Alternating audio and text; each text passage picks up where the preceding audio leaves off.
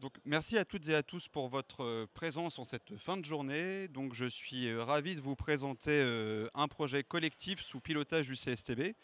Il se trouve d'ailleurs qu'une partie des personnes qui participent à la coordination de ce projet, à sa réalisation, sont présentes parmi nous. Donc, je leur demanderai simplement de se manifester à la fin de cet échange afin que vous puissiez échanger avec ces personnes si vous le souhaitez pour plus d'informations. On va parler du projet Restore. Alors le projet Restore est un projet qui vise à accompagner et à fiabiliser donc des solutions intégrées pour massifier la rénovation énergétique performante des maisons individuelles sur le territoire national. Donc je suis Olivier Gréloux, je suis le responsable scientifique d'une équipe du CSTB, donc l'équipe Rénovation, qui travaille sur plusieurs sujets. On travaille sur le développement d'outils d'aide à la décision pour améliorer les pratiques d'accompagnement à la rénovation et la définition de stratégies de rénovation multicritères pour les maîtres d'ouvrage. On travaille également sur l'accompagnement de l'innovation technique et puis l'analyse, la production de connaissances sur des solutions de rénovation appropriées en fonction du type de bâtiment. Et puis on accompagne également les pouvoirs publics sur la consolidation et l'amélioration des dispositifs réglementaires sur la rénovation. Alors, Restore est un projet qui fait partie du programme Profil. Je vais quand même passer 2 minutes pour vous parler de ce programme. On en est à la deuxième itération, donc c'est un programme qui a commencé en 2019. On est à Profil 2. C'est un programme collectif en fait, donc, qui est sous le pilotage et la coordination de la filière du bâtiment, donc représenté par les organisations professionnelles qui représentent l'ensemble des acteurs du bâtiment qui travaillent sur la rénovation, les architectes, les artisans, les entreprises de travaux, les entreprises de conseil, ainsi de suite. Les pouvoirs publics, bien sûr. Et dans ce programme Profil, vous avez donc 8 projets de recherche à plusieurs millions d'euros chacun, qui sont coordonnés et pilotés ou bien par l'Agence Qualité Construction, l'AQC, ou par le CSTB. Alors, donc, Profil vise à développer un ensemble d'outils, de services, de connaissances à destination des professionnels de la rénovation au sens large. Ça continue. On a déjà un ensemble de ressources très riches qui est disponible. Donc, vous avez des services web, des applicatifs numériques, des protocoles de mesure, des fiches pratiques, des guides techniques. Je vous invite à aller sur le site ProRéno, qui est aujourd'hui la plateforme qui est développée dans le cadre du programme Profil, mais qui va aller bien au-delà de Profil, pour fournir tout un ensemble de connaissances et de contenus pour les professionnels de la rénovation. Donc c'est très simple, proreno.fr, une plateforme qui est déjà disponible et qui est en cours d'amélioration continue. Alors je ne vais pas m'attarder sur ce slide, mais c'est simplement, vous pourriez y accéder par la suite si vous le souhaitez, mais c'est un focus sur un ensemble de sujets un petit peu clés qu'on développe dans le cadre du programme Profil. Je vais simplement donner 2 exemples. En haut à gauche, le développement d'une base de données nationale de bâtiments qui croise un ensemble de bases de données publiques sur le parc de bâtiments en France afin d'être capable de caractériser les millions de bâtiments du territoire français, de les géolocaliser et de fournir un ensemble d'informations utiles sur ces bâtiments. Un autre applicatif qui a été développé dans le cadre du programme Profil, c'est l'outil CheckReno qui facilite les procédures d'autocontrôle par les artisans et les professionnels du bâtiment, qui leur permet, dans le cadre du chantier et après coup, de faire un autocontrôle de l'ensemble des gestes et des étapes de rénovation que ces entreprises ont réalisées. Alors je passe maintenant au sujet du jour, donc Restore. Restore fait suite à un projet qui s'appelait Réno Standard. Donc nous sommes dans une démarche qui a commencé en 2019. Ça fait maintenant 6 ans qu'on travaille sur ce sujet. S'il y a vraiment un slide que j'ai envie que vous reteniez, c'est celui-ci de la présentation. Quel est le concept de Restore et de Réno Standard? En fait, on est parti du constat qu'il existait en France de grands ensembles de maisons de construction similaires, de différentes périodes constructives, que ces maisons, en fait, il y en a des centaines de milliers d'exemplaires, voire des millions d'exemplaires en France, à l'échelle de territoires, de régions, voire à l'échelle nationale. Comme la rénovation pour la maison individuelle est diffuse, ce qu'on s'est dit, c'est que si on était capable d'accompagner des professionnels pour concevoir des projets types de rénovation adaptés à l'amélioration de ces maisons, ça faciliterait la massification de projets de qualité sur de grands ensembles de maisons de construction similaire. Donc c'est vraiment l'idée de travailler sur des types de maisons très répandus, avec des groupements de professionnels qui sont ancrés dans des territoires locaux. Et puis, au sein de ces projets de référence, on va accompagner des innovations techniques comme l'emploi d'isolants biosourcés, le recours à des solutions d'isolation thermique par l'extérieur préfabriquées, afin de faciliter les chantiers et d'améliorer la qualité de ces rénovations quand c'est justifié par la configuration de la maison et par les enjeux, bien sûr, que l'on veut adresser. On ne veut pas accompagner l'innovation pour accompagner uniquement l'innovation. Alors maintenant, je vais vous dérouler un petit peu l'histoire. Donc, Renault Standard, on a accompagné une dizaine de groupements. Dans Restore, en fait, on réalise 8 chantiers de référence avec des particuliers. On rénove des maisons individuelles dans différentes régions en France, avec une partie des solutions que l'on avait accompagnées dans le projet précédent. Et on met en place un ensemble de protocoles de mesure pour les évaluer sur le terrain. Également, on va accompagner de nouvelles innovations techniques avec un budget beaucoup plus conséquent que par le passé. Donc ici, on va accompagner 6 groupements qui vont concevoir un nombre de projets de référence et de variantes de solutions beaucoup plus divers que ce qu'on avait dans le projet Renault Standard, afin d'adresser un nombre de types de maisons et de variantes de maisons beaucoup plus large. Donc on va vraiment vouloir enrichir l'offre technique de rénovation. Et puis enfin, on va travailler sur la réplicabilité. C'est un ensemble d'outils, d'études et de méthodes pour voir comment est-ce que finalement ces concepts qu'on expérimente pourraient être déployés de manière massive à l'échelle du territoire national. Alors je vais vous raconter l'histoire avec un exemple de projet. Donc dans Renault Standard, le groupement qui s'appelle donc Baticoq 2 avait créé cette offre pour des maisons que vous voyez ici à gauche, dites des 30 Glorieuses, qui ont été construites pendant la reconstruction après la Deuxième Guerre mondiale. Des maisons qui ne sont pas isolées actuellement, mais qui sont d'une qualité globale relativement bonne, avec une caractéristique architecturale assez simple. Des façades lisses, pas de modénature, un accès relativement facile aux différentes façades de la maison. Donc l'idée est de faire un diagnostic, un audit initial, pour voir si on peut ou pas rénover ces solutions en fonction de l'état structural du bâtiment avec des solutions d'isolation thermique par l'extérieur préfabriquées. Si on valide ceci en début de projet, on va créer ces solutions, on va intégrer dedans des isolants biosourcés et puis on va aussi réaliser des tests d'étanchéité avant de réaliser le projet et à la réception du projet pour s'assurer que le projet a été de qualité. Donc ça, c'est le concept général. Maintenant, on a réussi à démarcher un ménage qui souhaitait l'appliquer sur sa maison. Un cabinet d'architecture est intervenu d'abord. Il a adapté finalement un petit peu le concept, puisque comme vous le voyez, il a vu avec le ménage pour différents niveaux de finition, avec du bardage sur les façades principales et de l'enduit pour la rénovation des pignons, afin d'avoir un projet qui plaisait d'un point de vue visuel au ménage. Et puis il y a eu cette idée aussi de surélever la toiture et d'agrandir finalement les lucarnes qui étaient présentes initialement dans la maison. Donc il y a eu aussi un projet d'agrandissement de la maison. À partir de là, les éléments techniques du projet, emploi donc d'ITE préfabriqués avec de la ouate de cellulose insufflée pour la toiture et pour les murs et les pignons, traitement des interfaces et isolation du soubassement, des menuiseries mixtes à triple vitrage à bois, de l'isolation thermique du garage qui n'était évidemment pas chauffé, et puis sur le CVC, poêle à granulés, chauffe-eau solaire, VMC double flux, panneau PV. Donc on est un projet évidemment à plus de 100 000 €, un projet qui était un peu le projet d'une vie pour ce ménage, très soucieux des questions environnementales et qui a voulu expérimenter avec nous. Alors, je ne vais pas m'attarder sur les étapes du chantier, c'est simplement pour vous dire que ce sont quand même des projets qui restent longs. La phase de conception, avant finalement notre intervention, a duré avec l'architecte environ un an, un peu plus d'un an. Et puis le projet en tant que tel, une fois que le projet avait été décidé par le ménage, parce que la partie bleue à droite a duré un an, le chantier a commencé en août 2023 et s'est terminé récemment, à l'été 2024. Un zoom sur les solutions préfabriquées en atelier. Donc on voit ici que le menuisier charpentier, c'est une petite entreprise du bâtiment. Ce n'est pas un grand groupe qui a conçu cette solution. L'ossature qui a été posée. Le panneau de contreventement ensuite pour rigidifier le module. Un panneau en fibre de bois par pluie aussi pour assurer l'étanchéité qui a été apporté. Et puis ensuite le soufflage de ouate de cellulose par des bus de soufflage dans ce coffrage, des panneaux qui ont ensuite été stockés dans des pupitres, ce qui a permis de transporter plus facilement les panneaux sur le chantier. Très rapidement, on voit ici des images de l'évolution de la maison avec cette solution, mais ce qui va être plus intéressant pour vous, c'est de passer directement à cette slide, où je pense que vous aurez le son aussi, avec une musique assez dynamique. Où en fait on voit l'évolution en time-lapse du chantier, puisqu'on a posé une caméra en fait sur site afin de vous montrer progressivement la pose de l'échafaudage. Assez rapidement en début de chantier, les panneaux qui ont été apportés, voilà, le grutage qui a été réalisé. Alors ça a duré 2 jours, donc c'est très rapide, on s'est passé très vite au niveau de la vidéo. Ce qui a pris plus de temps par contre sur le chantier, c'était la rénovation de la toiture, hein. Vous voyez qu'il y a une surface de toiture qui est très importante. Panneaux PV, panneaux solaires thermodynamiques, une grande coordination entre le couvreur et les entreprises qui ont posé les panneaux afin de laisser de la place pour installer ces panneaux et de faire la jonction ensuite avec les éléments de couverture.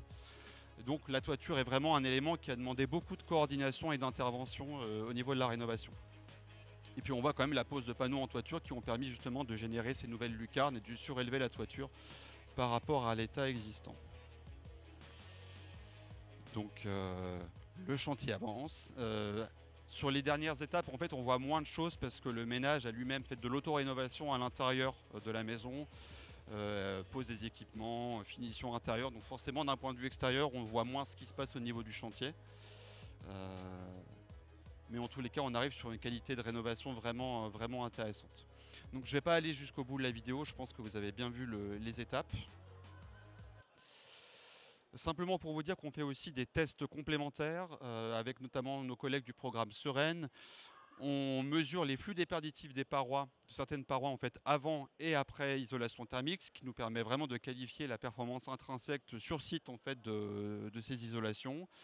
On mesure également la durabilité avec la détection, on l'espère qu'on ne va rien détecter, mais on pose des capteurs dans ces panneaux préfabriqués en atelier pour voir s'il y a de l'eau liquide, notamment au niveau des jonctions aussi avec le soubassement, et puis si de l'humidité se développe notamment dans les isolants biosourcés qui sont intégrés à ces panneaux.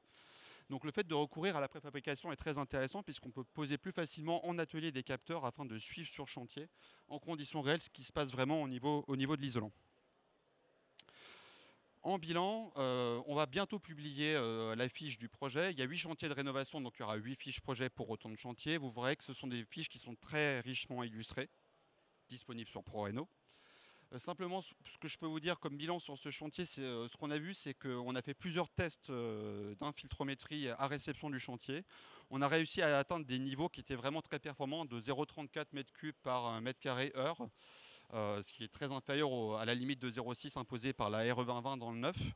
Donc ça veut dire que ces solutions préfabriquées, si réalisées par des entreprises de qualité, permettent vraiment d'avoir une isolation d'un point de vue étanchéité de qualité. Il y a eu un gros travail qui a été fait sur les jonctions, mais on a fait la preuve technique que cette solution était vertueuse sur le chantier.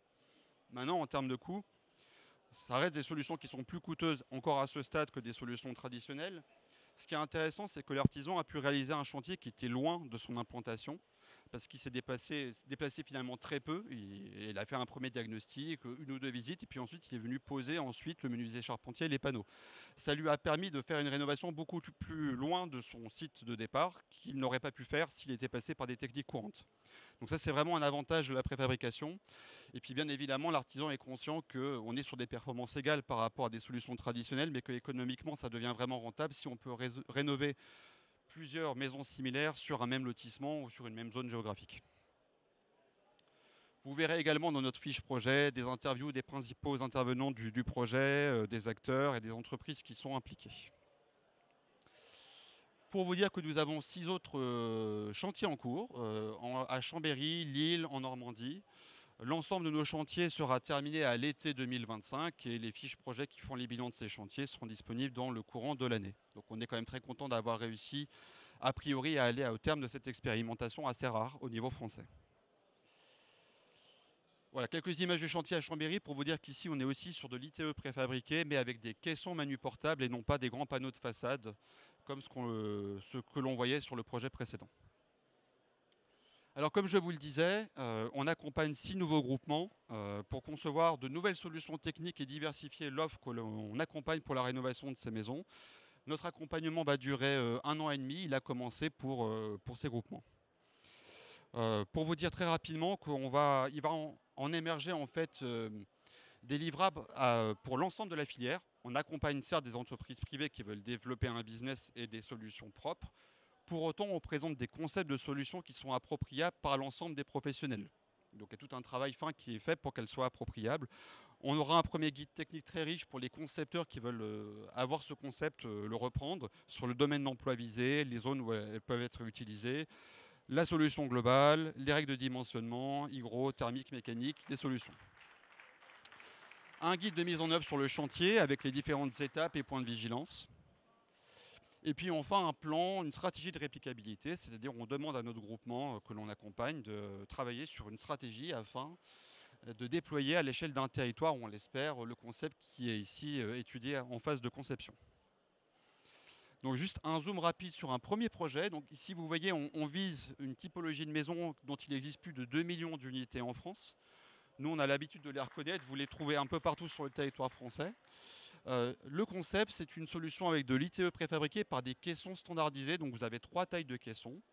Et avec un logiciel de calpinage, l'idée est d'être capable de, finalement, d'être capable de rénover, d'isoler 80% de chaque façade avec ces 3 tailles de caissons, comme un Lego.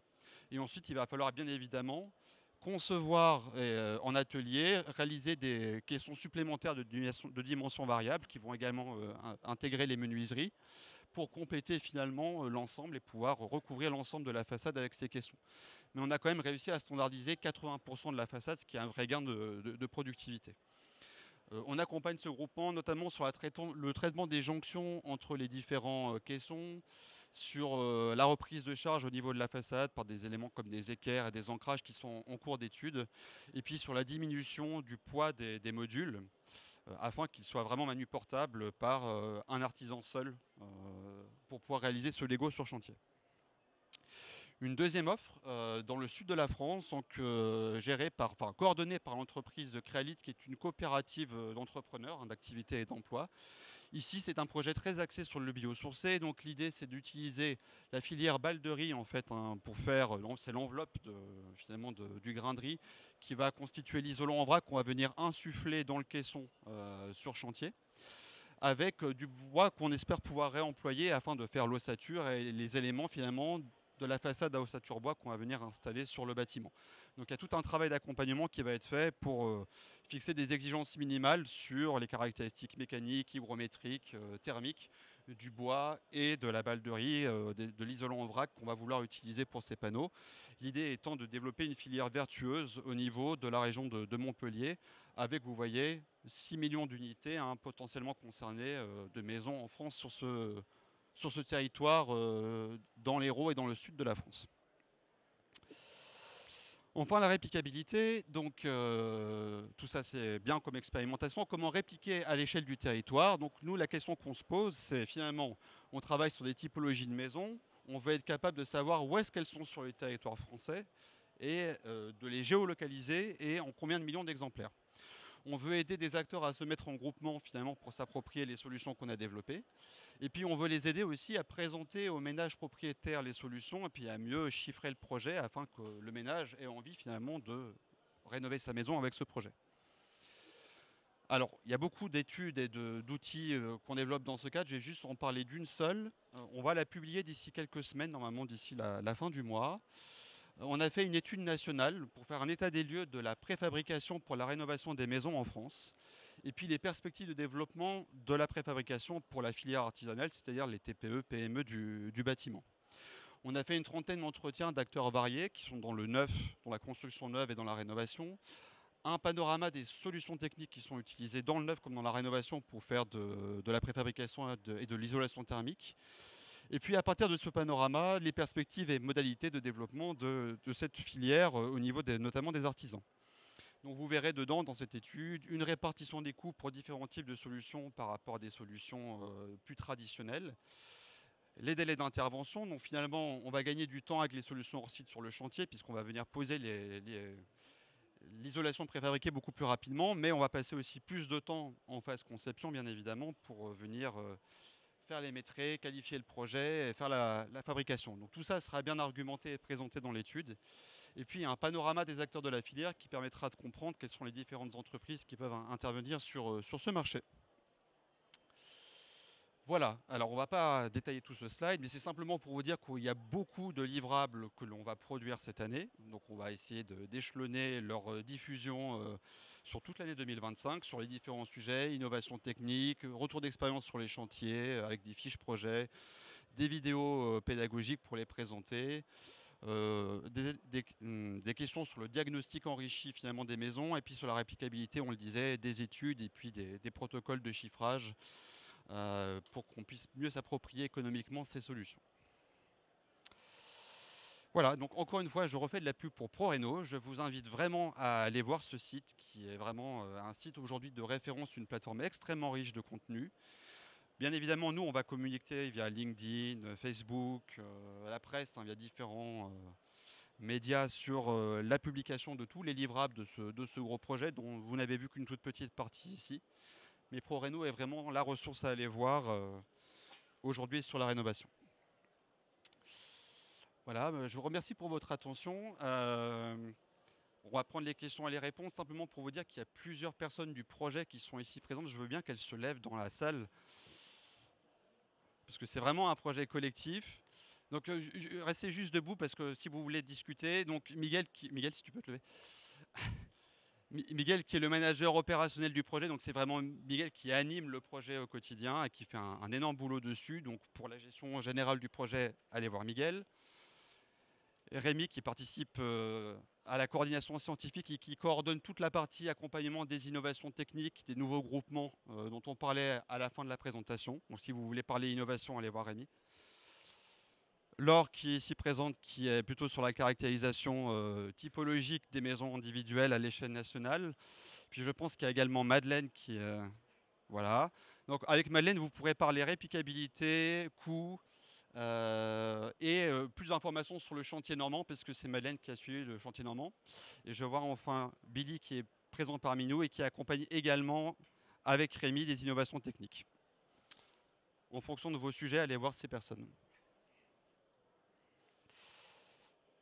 Et du coup, il faut que je mette le casque, je crois, pour les questions.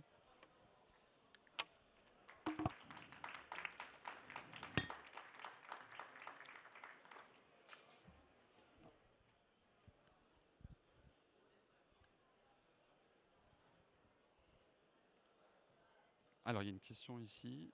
Ouais, il vous faut un micro. Emmanuel Degallet de Elan Swarm Consulting. Donc, je suis enseignant sur la Sorbonne en master sur tout ce qui est valorisation des activités RSE.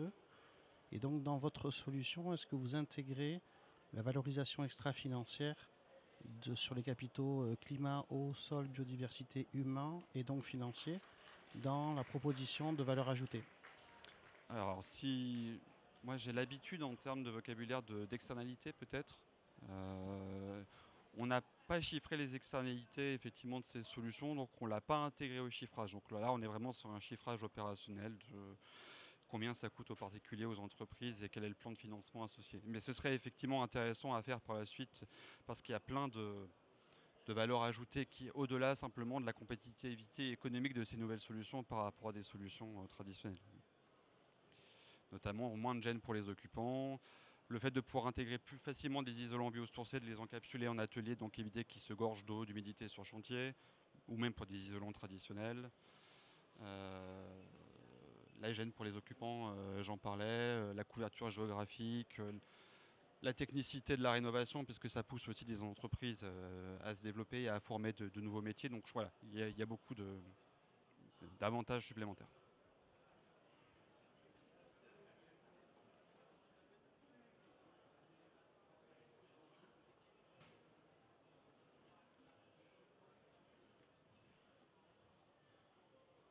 Alors, est-ce qu'il y a d'autres questions? Je ne vois pas de main levée parmi l'assistance. Ou je vous ai perdu, ou je vous ai tout dit. Ah, c'est une question.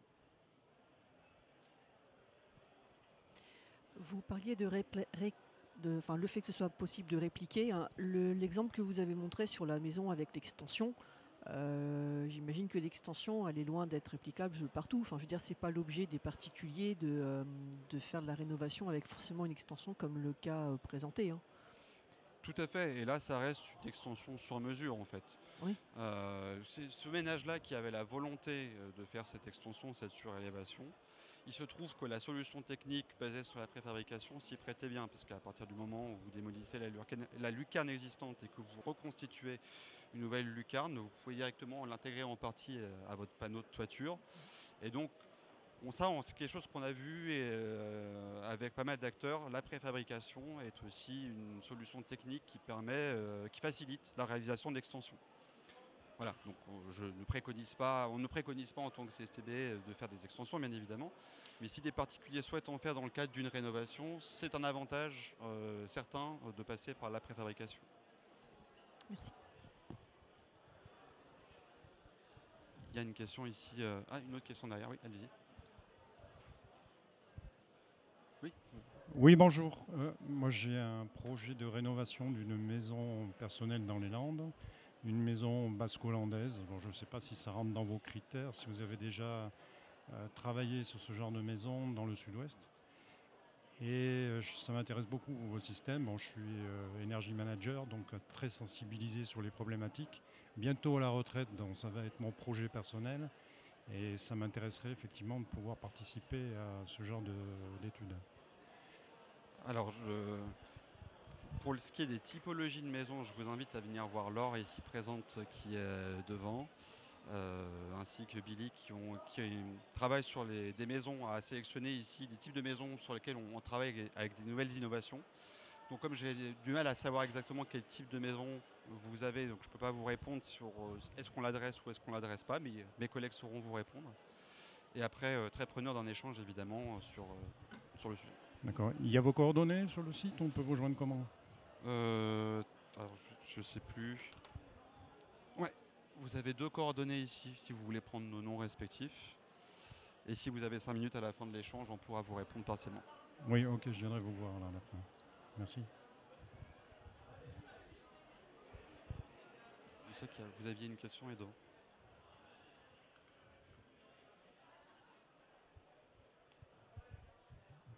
Merci pour votre présentation. Moi, j'ai travaillé pendant quelques années dans le fait des estimations de la rénovation des bâtiments. Ce que vous avez présenté maintenant, le but si on va faire une rénovation, c'est d'économiser. C'est le but. C'est ce que j'ai vu, je ne sais pas, j'ai vu que si vous faites ce que vous avez fait, c'est une rénovation globale et ça va coûter plus cher que si tu vas faire un nouveau bâtiment. Parce qu'il y a des études, il y a beaucoup d'investigations qu'on va faire et tout ça. Avoir quelque chose de neuf sur les anciens, ça va prendre beaucoup de travaux et de temps et ça. Si vous faites un maison tout neuf, peut-être ça va coûter moins cher.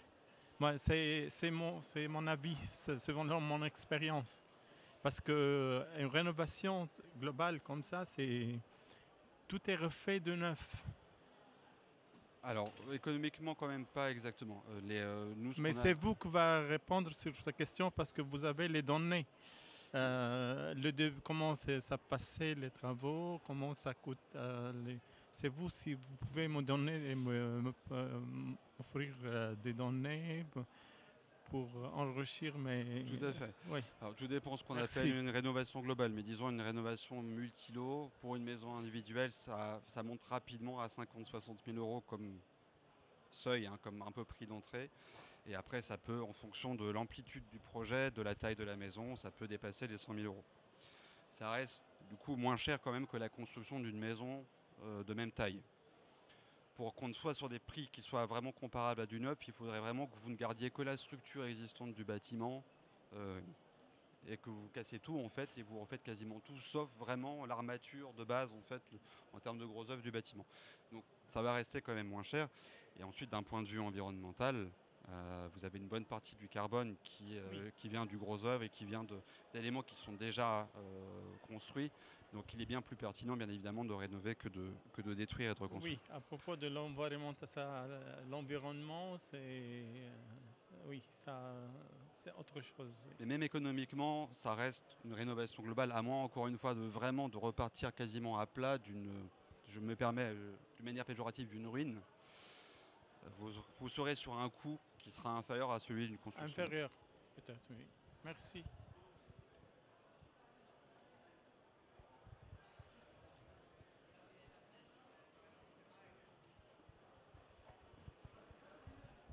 Bonjour.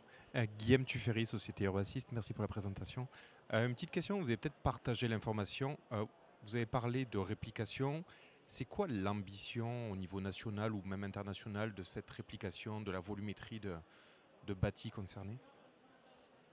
C'est une question à laquelle il est difficile de répondre. En fait, nous, on essaie d'y répondre d'un point de vue de potentiel. C'est-à-dire qu'on n'est pas là pour dire vous devez absolument, on ne va pas dire au pouvoir public par exemple qu'il faut absolument rénover le parc de maisons avec ces solutions-là. Nous, ce qu'on essaie d'identifier, c'est la compatibilité entre des solutions et des types de bâtiments récurrents sur le territoire. Donc on essaie de comprendre combien de bâtiments sont concernés, où est-ce qu'ils sont localisés en France et quel est le gisement qu'il est techniquement et économiquement possible de rénover avec certaines solutions. Donc là, il se trouve que dans ce projet, on a accompagné certaines solutions spécifiques. On parle de solutions préfabriquées, d'emploi d'isolants biosourcés. Mais en fait, au CSTB, la problématique, on se la pose de manière beaucoup plus large sur des solutions techniques au sens large pour la rénovation. Ce qu'on est en train de développer, c'est que comme on a développé la base de données nationale des bâtiments, qui est un énorme observatoire national qui permet de géolocaliser chaque bâtiment en France et d'avoir des informations détaillées sur sa géométrie, ses matériaux constitutifs, ses caractéristiques, ce qu'on essaie progressivement, c'est d'enrichir ces informations pour être capable de dire sur ce bâtiment que je peux géolocaliser dans une base de données, il y a a priori, ça reste probabiliste, mais tel ou tel type de solution qu'il est plus pertinent de mettre en œuvre qu'une autre, pour qu'à partir de là, on puisse cartographier un gisement technique relativement à un gisement de bâtiment au niveau français. Voilà, donc nous, c'est ce genre d'informations qu'on va mettre à disposition. On va mettre également à disposition des guides techniques qui vont nous dire les solutions que vous voyez ici s'appliquent bien. Leur domaine d'emploi, c'est celui-ci, sur ce type de mur, ce type de bâtiment, en faisant attention à tel ou tel point de vigilance, vous pouvez les mettre en œuvre. Et après, c'est à la filière de se saisir de ces informations pour peut-être massifier ces solutions.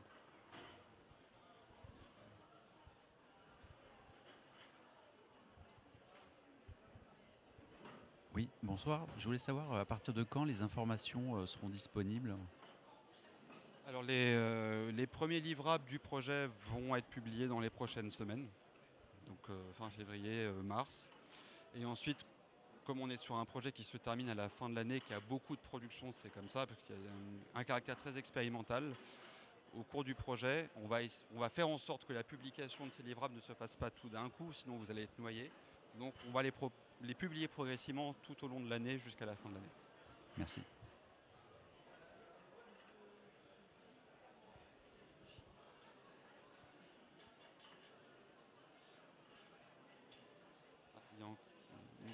Il y a une question au fond aussi, je crois. Oui, excusez-moi, j'ai pris votre présentation en cours, j'ai peut-être pas tout vu. On a parlé beaucoup de l'ITE, vous n'avez pas parlé des systèmes ou j'ai manqué quelque chose. Et au niveau des menuiseries extérieures, comment vous intégrez le remplacement des menuiseries dans vos nouvelles structures d'isolation préfabriquées? Alors, la dimension innovation sur les systèmes a été peu portée en toute transparence dans les projets. C'est effectivement plutôt sur l'isolation et les interfaces entre l'ITE pour les façades, l'isolation de la toiture. Ça peut être des fois des interactions ITE et ITU au niveau du soubassement. Donc c'est plutôt sur l'enveloppe au sens général qu'on soutient des innovations. Et après les projets types qu'on accompagne, les groupements proposent des solutions sur le CVC, mais qui ne sont pas forcément des solutions innovantes ou qu'on accompagne particulièrement. Et après, sur l'intégration des menuiseries, en fait, tout dépend. C'est-à-dire que les solutions qui sont accompagnées, le concepteur prévoit différentes variantes de la solution pour ou intégrer directement la menuiserie dans la fabrication du panneau ou du module en atelier, ou par la suite, après avoir posé le panneau sur chantier, ou sans déposer la menuiserie existante. Donc on fait des variantes finalement à partir d'une solution de départ. D'accord, c'est ça que je trouverais intéressant, c'est de pouvoir quand même intégrer les menuiseries dans la structure et dans l'ossature du bardage de l'ITE. Ça, c'est à mon avis un bon point. Tout ce qui est sarking, c'est vu comment ça fait partie des techniques que vous préconisez ou vous travaillez là-dessus? Alors on ne les préconise pas spécialement dans le cadre du projet, c'est des techniques qu'on connaît bien au CSTB, mais qui ne bénéficient pas forcément d'accompagnement spécifique dans le cadre du projet si elles ne sont pas jugées comme étant innovantes par rapport à des techniques traditionnelles. Ok. Pour tout ce qui est aussi aide, subvention, est-ce qu'il y a des possibilités de coupler ça avec des projets MaPrimeRénov' par exemple? Alors tous les rénovations, les 8 chantiers de rénovation qu'on fait sont forcément cofinancés par les aides publiques disponibles. On passe par le dispositif de Mon Accompagnateur Rénov' pour accompagner les particuliers.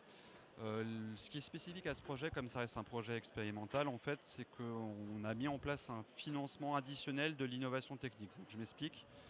Vous faites une ITE ici avec des caissons préfabriqués qui vont coûter plus cher que de l'isolation collée chevillée sous enduit, par exemple, ou une autre technique courante. Donc nous, on va évaluer le surcoût finalement actuel de l'innovation qu'on teste sur chantier par rapport à une solution traditionnelle à niveau de performance égal.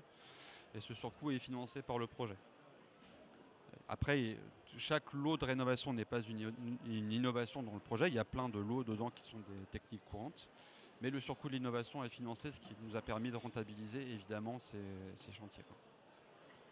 Ok, merci pour votre présentation. L'idée étant que ces innovations, à l'avenir, une fois qu'elles auront été mieux qualifiées et plus testées, baissent en termes de coûts et qu'évidemment qu'il n'y ait plus besoin d'aide pour qu'elles soient mises en œuvre. Ok, merci.